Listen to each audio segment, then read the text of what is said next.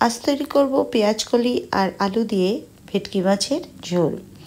ভেটকি মাছগুলো কিন্তু খুব বেশি বড় নয়, তাই গোটাই রেখেছি।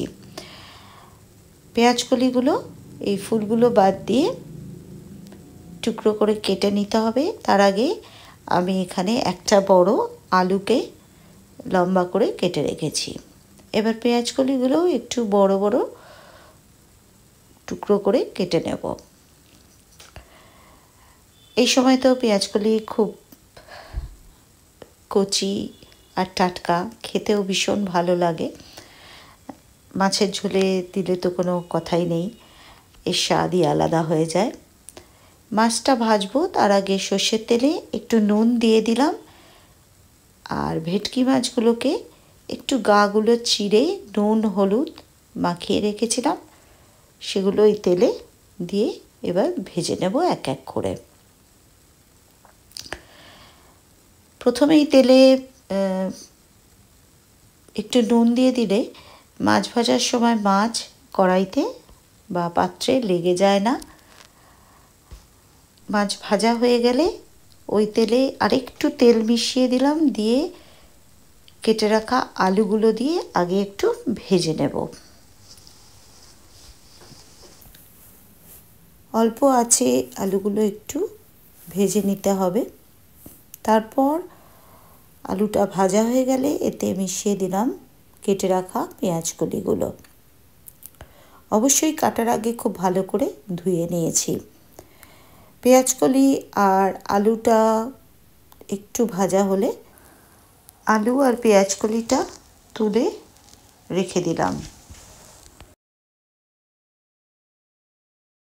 আমি অল্প আর একটু সর্ষের তেল দিয়ে দিলাম, দিয়ে দিলাম একটা মাঝারি মাপের কুচনো পেঁয়াজ। পেঁয়াজটা একটু ভেজে নিয়ে দিলাম কালো জিরে ফোড়নে। তারপরে দিলাম রসুন বাটা, আদা বাটা। মশলাগুলো একটু মিশিয়ে দিলাম পেঁয়াজের সঙ্গে। দিলাম একটা ছোট কুচনো টমেটো। অল্প জল দিয়ে টমেটোটা নরম হওয়া পর্যন্ত রাখবো।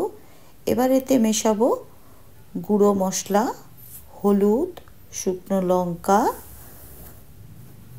জিরে, আর রঙটা ভালো আসার জন্য দিলাম কাশ্মীরি লঙ্কার গুঁড়ো।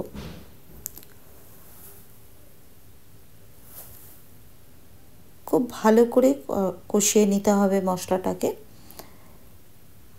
এবার এতে দিয়ে দিলাম ছোট 1 চামচ কাঁচা লঙ্কা বাটা। অবশ্যই ঝাল নুন আপনারা আপনাদের স্বাদ মতো দেবেন, তবে কাঁচা লঙ্কা বাটার জন্য গন্ধটা কিন্তু খুব ভালো আসে। মিশিয়ে দিলাম ভেজে রাখা আলু আর পেঁয়াজকলিগুলো, সাথে দিলাম পরিমাণ মতো নুন। অল্প জল দিয়ে আবার ভালো করে মশলার সঙ্গে আনাজগুলো খুব ভালো করে মিশিয়ে নিতে হবে। যখন সবগুলো মিশে যাবে এতে দিয়ে দিলাম বেশ কিছুটা জল। যেহেতু ঝোল তৈরি করব এই জন্য জলটা দিলাম বেশি। আলুটা সিদ্ধ হয়ে গেলে এতে ভেজে রাখা মাছগুলো দিয়ে দিতে হবে। মাছের সঙ্গে এই ঝোলটা ফুটলে এর স্বাদ হয়ে যাবে দ্বিগুণ।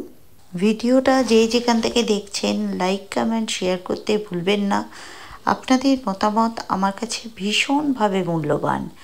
আর যদি ভালো লেগে থাকে রেসিপিটা, তাহলে ফলো বা সাবস্ক্রাইব করে অবশ্যই পাশে থাকার চেষ্টা করবেন। ঝোলটা পরিমাণ মতো রেখে 1 মুঠো ধনেপাতা কুচনো ছড়িয়ে দিলাম, দিয়ে চাপা দিয়ে রাখলাম পরিবেশনের আগে পর্যন্ত। এবার পরিবেশনের জন্য লাগবে শুধু গরম সাদা ধোয়া ওঠা ভাত। এতক্ষণ যারা সাথে থাকলেন তাদেরকে অসংখ্য ধন্যবাদ।